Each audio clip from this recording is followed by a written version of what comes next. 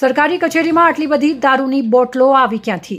દિયોદર તાલુકા પંચાયત કચેરીમાં દેશી દારૂની પોટલીઓ તેમજ વિદેશી દારૂની બોટલનો ખડકલો જોવા મળી રહ્યો છે. તાલુકા પંચાયત કચેરીના પાછળના ભાગે ચારે તરફ ગંદકીનું સામ્રાજ્ય. દિયોદર તાલુકા પંચાયત કચેરીમાં વડાપ્રધાન નરેન્દ્ર મોદીના સ્વચ્છતા અભિયાનનું બાલમરણ થયું હોય તેવો ઘાટ સર્જાયો છે.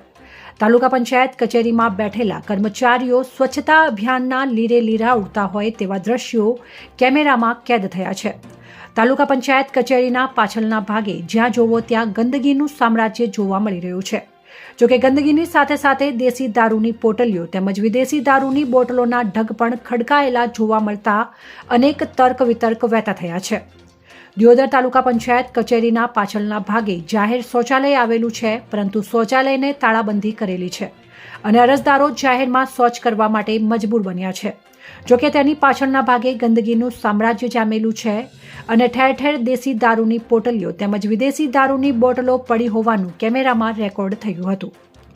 તાલુકા પંચાયત કચેરી ખાતે આવતા અરજદારે જણાવ્યું હતું કે ઓફિસમાં બેઠેલા અધિકારીઓ માટે અંદર સગવડતા છે, બાકી શૌચાલયને લોક મારેલો છે. અહીંયા જ્યાં જ્યાં દેખો ત્યાં દારૂની પોટલીઓ પડી છે અને કોટનની શીશીઓ પણ પડી છે. સરકાર શૌચાલય અને સ્વચ્છતા માટે લાખો રૂપિયાનો ખર્ચો કરે છે, પણ અહીંયા કરતા નથી અને કર્યો તો ગયો ક્યાં? લોકો અહીંયા જાહેરમાં શૌચ કરવા માટે મજબૂર બન્યા છે, જેથી અમે સરકારના કર્મચારીઓને વિનંતી કરીએ છીએ કે તમને જે ગ્રાન્ટ મળે છે તેમાંથી શૌચાલયની સગવડ કરી આપો તેવું જણાવ્યું હતું. જોકે બીજી તરફ તાલુકા પંચાયત કચેરીમાં આવેલ વોશરૂમની પાઇપ લીકેજ થતી હોવાને દ્રશ્યો પણ કેમેરામાં કેદ થયા હતા અને પાણીની પાઇપલાઇનની બાજુમાં લાઇટના ફ્યુઝ આવેલા છે. જોકે પાણી અને વીજળી ભેગા થાય તો તાલુકા પંચાયત કચેરીમાં મોટી આફત પણ આવી શકે તેમ છે. તેમ છતાં પણ પાણીની પાઇપલાઇનને લઈને કોઈ ગંભીરતાપૂર્વક લેતું નથી. એ માટે આપણે કહેવા માંગીએ કે અધિકારીની અંદરમાં સગવડતા છે, બાકી જાહેર પબ્લિક જે દિયોદર તાલુકાની જે 56 ગામો અહીંયા આવે છે, 56 ગામોની પબ્લિક અહીંયા આવે છે, તો એ માટે અહીંયા અધિકારીઓ માટે અંદર સગવડતા છે.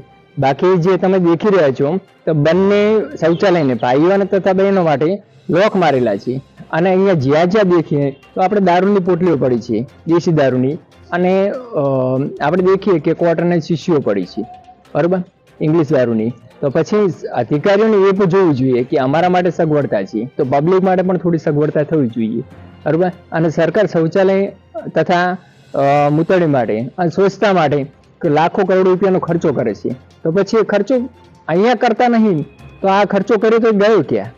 અને આ પાછળથી અહીંયા તમે દેખો, અહીંયા મચ્છર માખીઓ બહુ જ છે, બરાબર, અને કીચડ અને ગંદકી પણ બહુ જ છે. અને જ્યાં ત્યાં દેખીએ લોકો જાહેરમાં શૌચાલય અને જાહેરમાં શૌચક્રિયા કરીને જતા રહે છે, બરાબર, જાહેરમાં પેશાબ કરીને જતા રહે છે. અને આ પાછળથી આનું જવાબદાર કોણ છે કે જે કોઈ આના અંદરની અંદર આવી જાય, બરાબર? તો તાલુકા સાહેબ, ટીડીઓ સાહેબ અને આપણે કર્મચારીઓને વિનંતી કરીએ કે તમને જે ગ્રાન્ટ મળે છે કે ગમે તે, બરાબર, તો અહીંયા જે છે અહીંયા મૂતળીની તથા શૌચાલયની સગવડતા કરી આપી જાહેર પબ્લિક માટે.